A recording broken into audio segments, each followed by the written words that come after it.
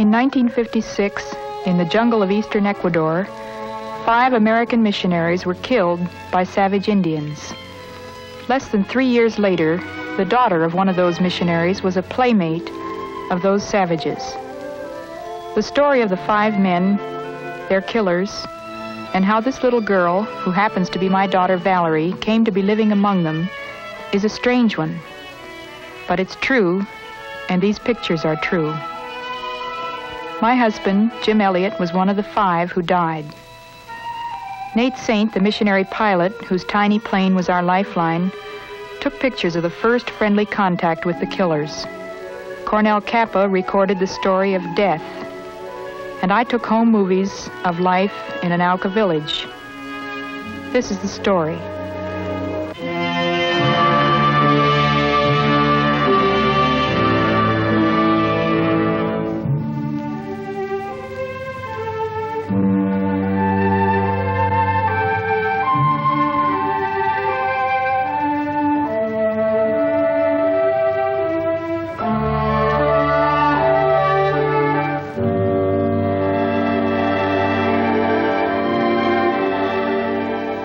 The Republic of Ecuador, 3,000 air miles due south of New York City, is one of our friendly South American neighbor nations.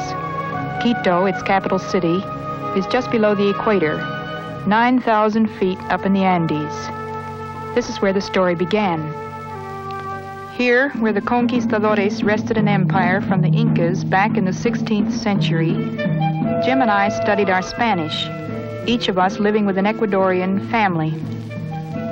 Sometimes in our courting days, we walked through the markets or hiked on the slopes of Pichincha, one of the volcanoes that surround the city.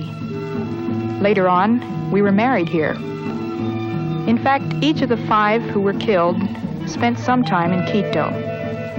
They were Roger Udarian, Nate Saint, Pete Fleming, Ed McCulley, and Jim. They were all headed for the jungle to the east, over the high range of the Andes and down into the Amazon rainforest. In order to get there, there was a limited choice of transportation. A commercial plane, which flew once a week, a mule train, which had no schedule, or a glorified station wagon known as a colectivo. When Jim and Pete made their first journey to the jungle, this was the means they chose. It can be quite bouncy, but the scenery can't be beat. The pass through the Andes crosses at about 12,000 feet, and then the road drops 10,000 feet in the next 5 or 6 hours, winding down through the gorge of the Pastaza River, one of the main tributaries of the Amazon. One can't even be sure there'll be a road all the way. What there is was built by the Shell Oil Company before they pulled out. Just a narrow shelf of rock in places, snaking along the sides of deep ravines. Several times a year, it's likely to disappear altogether. It's nothing unusual to find that a bridge has been washed out and a makeshift affair has been hurled across to serve until they can build a new one.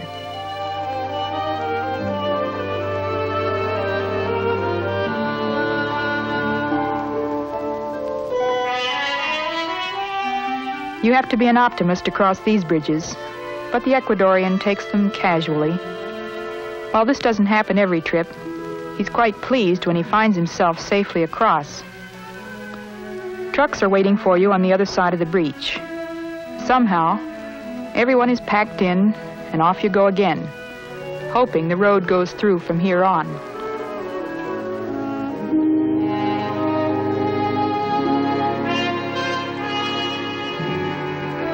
Sometimes there's a rock slide, or a cave-in from below, and there's no bridge at all. Once, when I was traveling with Valerie, we had to cross a gaping ravine on a cable arrangement very much like this one.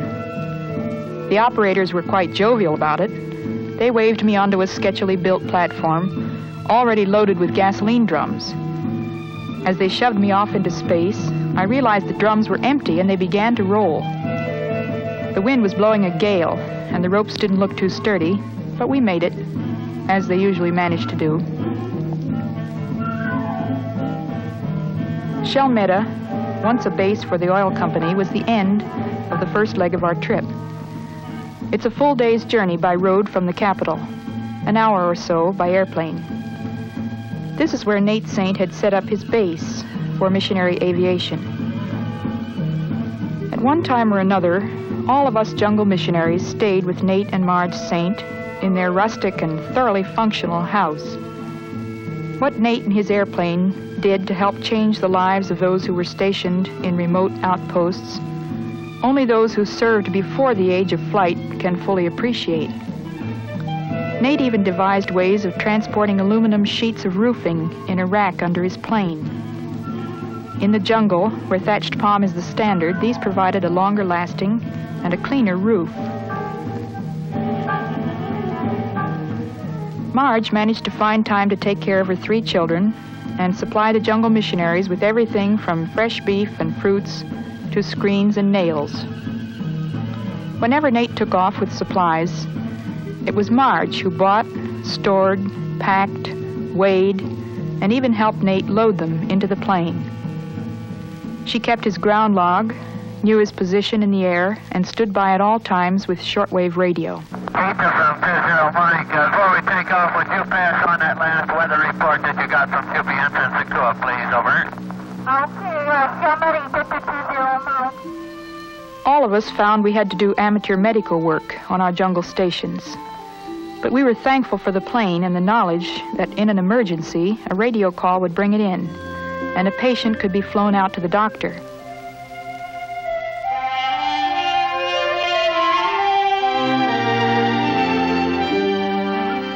A boy who had been badly bitten by a snake might have lost an arm if he couldn't have been given help in time.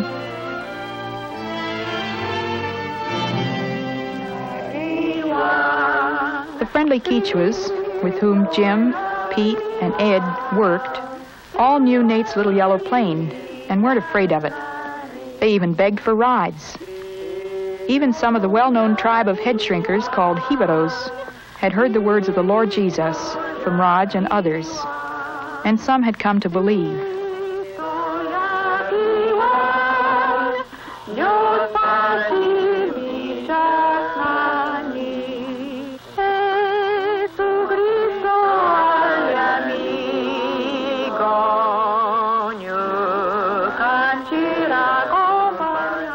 In both tribes, there are Christians, Indians who have heard the story of Christ and believed it was for them. Some have learned to teach their own people. Others have even helped us translate parts of the Bible into their own difficult languages.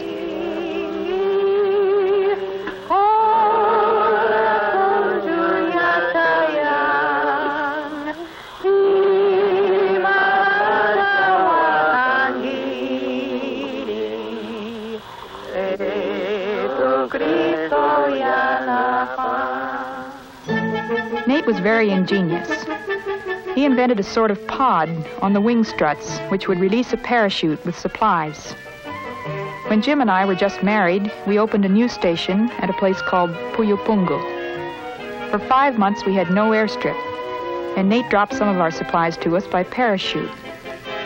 Usually he had excellent aim, but of course the day we were able to take pictures, the chute landed in a thorny lemon tree.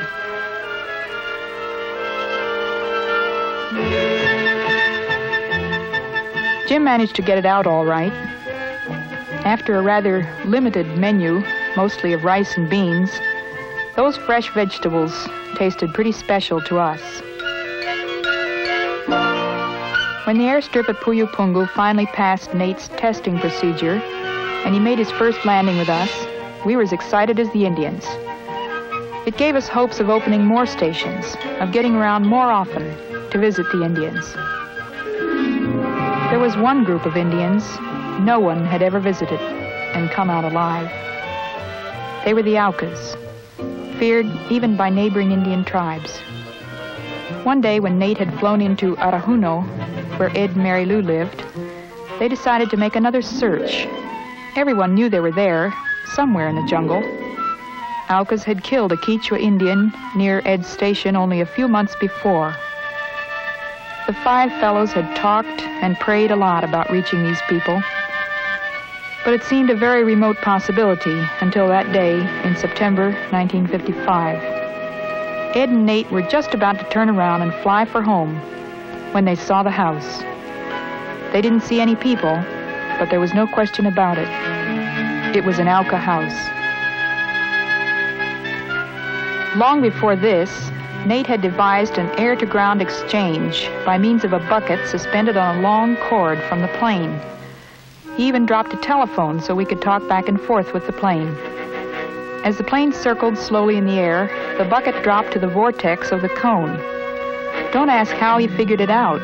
Aviation experts are still trying. This, the boys decided, was just what they would use to try and contact the Aucas. Years before, when the shell plane had dropped gifts, the Aucas thought they had fallen from the stomach of the plane because it had been wounded or frightened by the lances they had thrown. So it was important that the Indians see that the new visitors had the power to give or withhold the gift right up to the moment of delivery. For 15 weeks, they made regular flights over the village, dropping gifts free fall with streamers attached so the Indians could find them easily. When the boys began to make bucket drops, the Aucas even built a platform so they could get up nearer the plane. You can imagine the excitement when one day the Indians sent back a roasted monkey in the bucket. Subsequent flights brought feathers, combs, even a live parrot. Encouraged that the Aucas had accepted the gifts and returned offerings of their own, the men searched constantly for some clearing where the plane might land and they could carry out their mission of meeting the Aucas face to face. Each trip the men planned and prayed, and each trip contributed something to their meager store of knowledge as to the habits and attitude of these primitive people.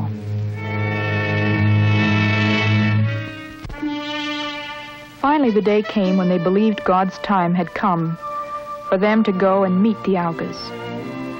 Nate had explored the Curaray River and discovered a patch of beach on which he could land.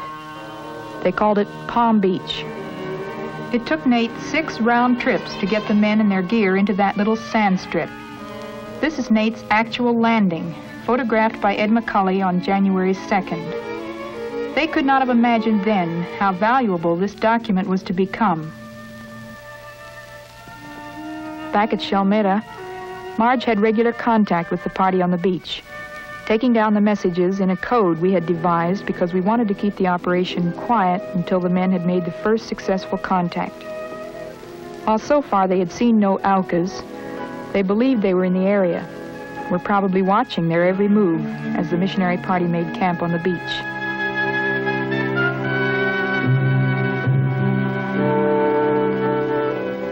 A shaft with ribbons was stuck in the ground so the Aucas would identify the men as those who had dropped gifts from the air. Jim had prefabricated a treehouse with his electric saw in Shandia. Nate had flown it in piece by piece, and they worked all day getting it up so that they would have a defensible position in case of sudden attack.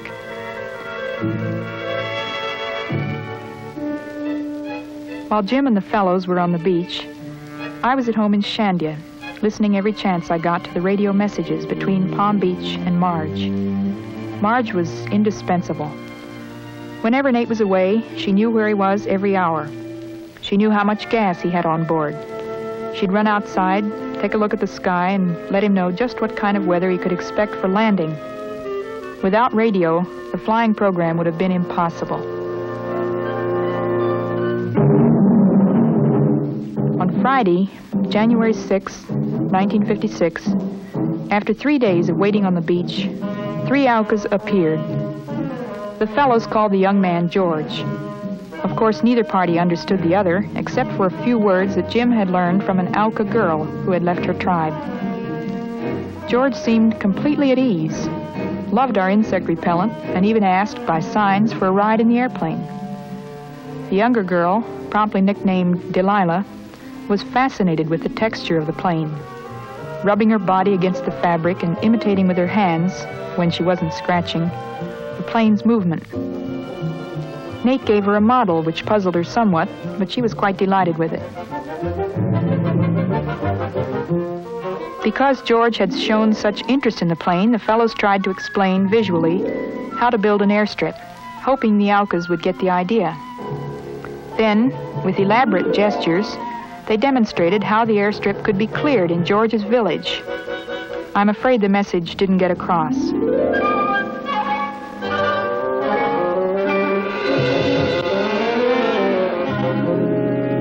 These films of that first and only friendly meeting with the Aucas were flown back to us next day for safekeeping. Then Nate and Pete rejoined the others, all hoping for an invitation to visit the Aucas in their village. As you can see, they seemed completely at ease, talking a blue streak in a language that has no relation to any language the men knew. And they seemed so childlike and friendly. Then, late in the afternoon, they left.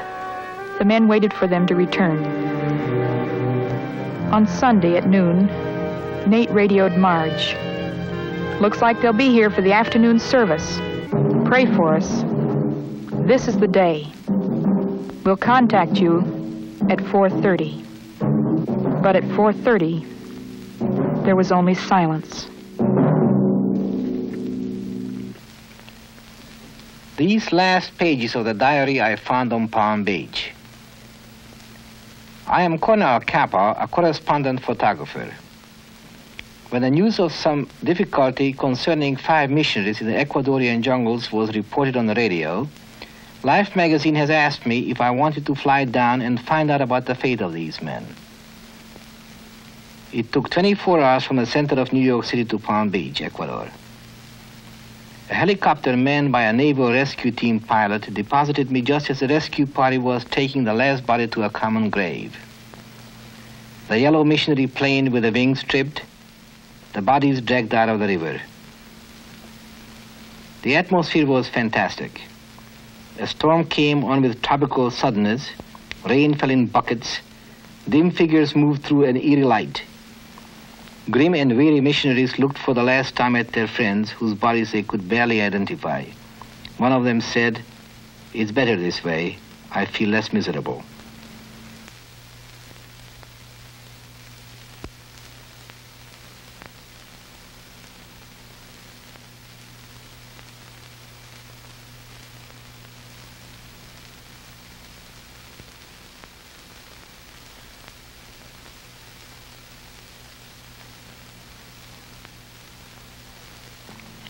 Then followed our homeward trek through Auca territory.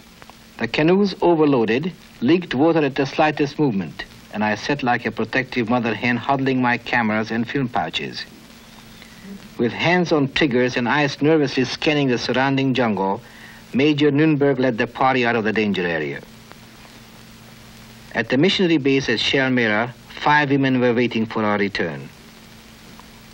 Through radio communication, they knew that all was lost, but they wanted to be told in smallest detail everything that had happened. First, Major Nunberg told all he knew to Marge, while Olive and Barbara just stood around. Later, they have all gathered into Marge Saint's kitchen, and the rescue party's Dr. Johnston spared them nothing. Their faces were drawn and gaunt, but there were no complaints, no self-pity. I remember well the sad face of Stevie Saint hanging around the porch of their house. He did not quite comprehend what happened to his father, and surely did not appreciate the irony of having the parrot for his only company at that moment, the parrot that was given to the missionaries by the Aucas. The memorial service, in its utter simplicity with not a tear dropped, while the 5 widows surrounded by their children sang, "It is well with my soul." I flew back to New York carrying with me the pictures of Operation Auca taken by the late Nate Saint. Among them was the last strip of film developed out of his camera that had been fished out of the river. It showed the 3 Aucas of this hitherto never photographed tribe. Nate Saint's camera, his notebook, his Bible, his wedding ring, and his recovered wristwatch that stopped at 10 minutes after 3 told the story and the end of a missionary life. But the hopes of finding out exactly what had occurred on the beach and why the seemingly friendly contact had turned into a massacre were dim indeed. The answer to that question lay buried deep in the jungle with the unreachable Aucas. For me, at least, the story seemed to have come to an end. I went back to Shandia, where Jim and I had lived, and continued to work with the Quichuas. People all over the world began to pray for the Aucas. I prayed too, but it seemed a faithless prayer at times. I asked God to open a door somehow, but I had no idea what to suggest. I asked him to send somebody in there, somebody who could tell them what the 5 men had wanted to tell them, that the God who made them actually cared about them, and that he was worth trusting. I told the Lord I was willing to go if he wanted me to, but that seemed absurd too. If 5 men had been killed, who would ever succeed? I knew that God could do it if he wanted to, and that was the reason for prayer. Prayer is not a vain thing. In November 1958, 2 Auca women came out of their tribe right into a Quichua village. I met them, and they came back to Shandia to live with me. Dayuma, the Auca girl who had given Jim some help on the language, had been with Rachel Saint, Nate's sister, for several years now, and Rachel had some valuable language data which she shared with me. I used this as a basis and began to study with Mintaka and Mankamo, the 2 who were with me. One day when the 3 got together, Dayuma, Mintaka, and Mankamo, they said, "We're going home." The latter 2 had told Dayuma, "Your mother is still living. She wants you to come back." So they went, and Rachel and I waited for them. When they returned, they invited the 3 of us, including my little girl Valerie, to go and live there. We had prayed for this. Others were praying for it too. I thought of the words of Isaiah the prophet, "For the Lord God will help me. Therefore shall I not be confounded. Therefore have I set my face like a flint, and I know that I shall not be ashamed." We knew that this was God's doing. We went. On October 6, 1958, 2.5 years after the men were killed, with Valerie in a wooden chair which Fermin, a Quichua man, had made, we set out for Auca country.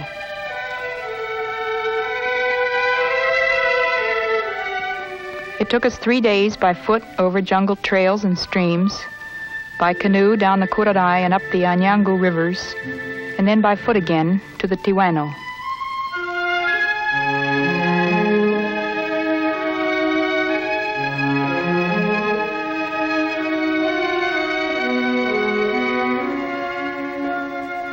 Here we came face to face with Aucas.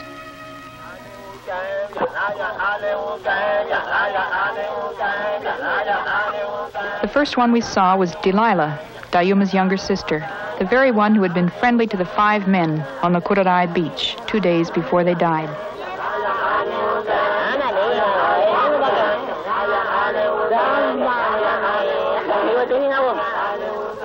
I had to keep reminding myself that these very people were the ones who had killed the men. They were called one of the most savage tribes in the world. What made them savage? They were human beings. They laughed and played. They bathed. They showed no hostility to us. This man was one who had killed the fellows. And yet I learned they had their own strict ideas about right and wrong, even if they were different from ours. They believed it was wrong to kill people, except under certain conditions. Some of them said they thought the 5 men were cannibals. All outsiders were cannibals, in fact. And so, of course, if they were coming to eat the Aucas, the obvious thing to do, the noble and right thing to do, was to kill them. But now, Mintaka and Mankamo and Dayuma had succeeded in convincing them that there were outsiders who were quite all right, that these foreigners would come and live in the village and tell them stories about a man named Jesus. He was a good man. They should listen to these stories and learn to talk to Jesus. to pray.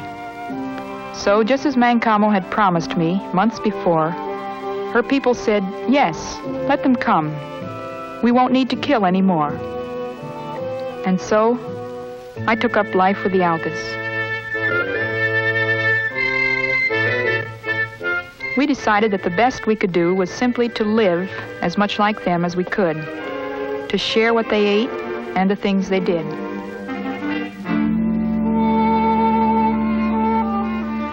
They were kind to Valerie and me. They gave Rachel a place to sleep in one of their shelters. They turned over a whole house, they called it a house, to Valerie and me. When the roof began to leak, they mended it for me. None of the houses was any more than a roof. There were no walls, no floors, no doors, and no privacy.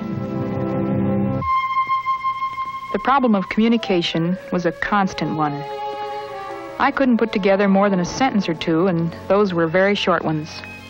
Rachel and I never ceased trying to analyze and classify the language data, trying to reproduce it verbally, with the proper intonations and nasalizations, and all the other things which make a foreign language, and especially an unwritten language, difficult. Just try pronouncing a W with your tongue flat in the front of your mouth. They do it in a word like meh, and both the vowels are nasalized besides. Valerie had no trouble. She did better with a 3-year-old's memory and mimicking ability than I did with all my language files, tape recorder, and systems of mnemonics. She showed them picture books and taught them how to hold a crayon and draw. This was the best kind of language study, the attempt to understand and to be understood. Manioc is to the jungle Indian what bread and potatoes are to us. He eats it at every meal. We learned to eat it too, along with whatever else they gave us, besides what the airplane dropped.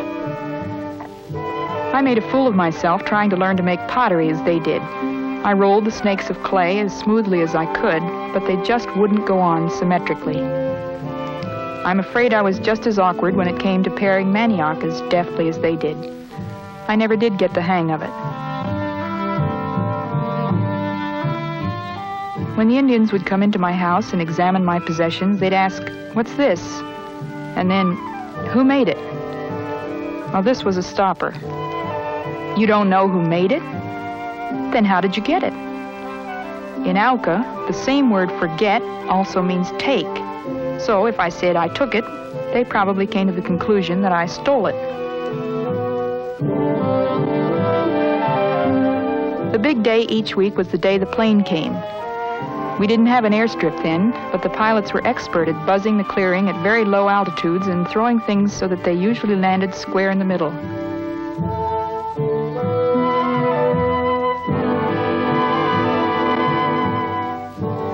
Of course, there were times in the beginning when we had to send out a search party for an item that didn't quite hit the mark. Rachel or I would get on the shortwave radio and talk to the pilot. Meat and mail were thrown out free fall, but things which might break were dropped by chute. We had a job convincing one of the Auca girls that it wasn't a good idea to go out there and try to catch what they dropped. A 15-pound bundle can hit the ground like a cannonball. They finally got the idea and usually stayed indoors as long as the plane was in sight. On Valerie's birthday, she even got a cake by parachute. It came complete with candles and Shelmetta's own special brand of ants. Obviously, they didn't bother her or the children who shared the cake with her.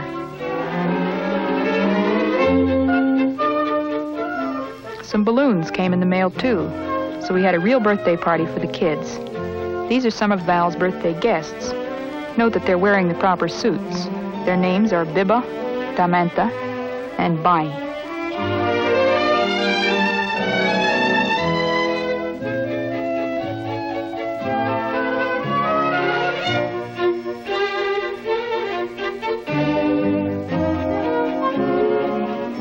Nearly all of the Aucas had acquired clothing within a few months after we arrived. Dayuma had learned to sew in the States and spent a lot of time making trousers and dresses and shirts. Some of the Aucas wore them regularly, others only when they were in the mood to act like foreigners.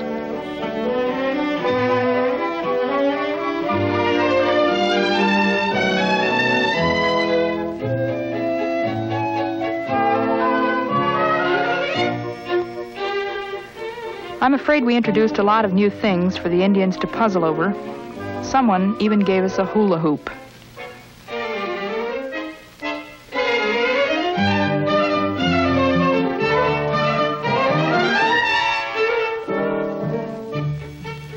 They soon learned what scissors were for and wanted their hair cut. They had done this job before with a kind of sharp shell from the river. But why do it the hard way if Gikadi, that's my Auca name, was willing to be the barber?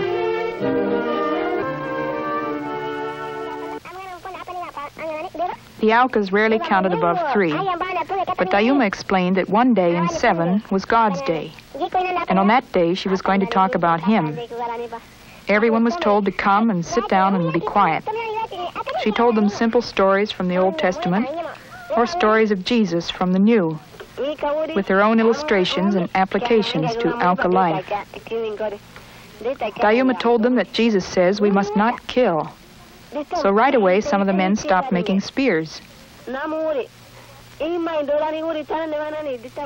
there were occasions when they needed to spear a wild pig. So, with careful explanation to us about what they were for, they made new ones. One even gave his spear as a gift to one of the pilots.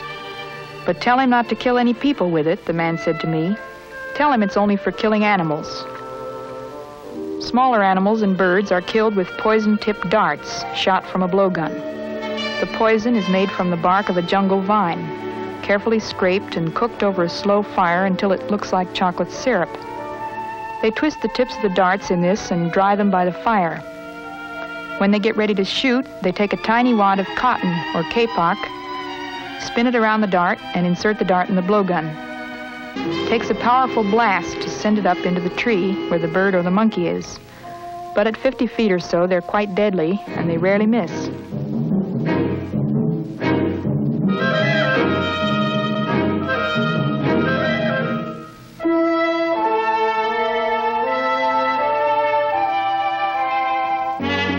These men received us as their own relatives, shared what they killed in the hunt, mended our roofs for us, sat and talked by our fires. They were the same ones who killed Jim and Nate and Raj and Pete and Ed. They had their reasons. God had his for allowing it to happen, when 5 men had asked him to guide them and had trusted him for this guidance and protection. They had sung before they left home that last morning the hymn to the tune of Finlandia. We rest on thee, our shield and our defender. We go not forth alone against the foe, strong in thy strength, safe in thy keeping tender. We rest on thee, and in thy name we go. They succeeded. Not in converting the Aucas, not even in speaking to them of the name of Jesus, which the Aucas had never heard. The Indians could not have imagined the real reason for these white men being on that beach. They simply took them as a threat to their own way of life and speared them. But the men succeeded. They did the thing they had set out to do. They had obeyed God. They had taken literally his words. The world passeth away, and the lust thereof. But he that doeth the will of God abideth forever.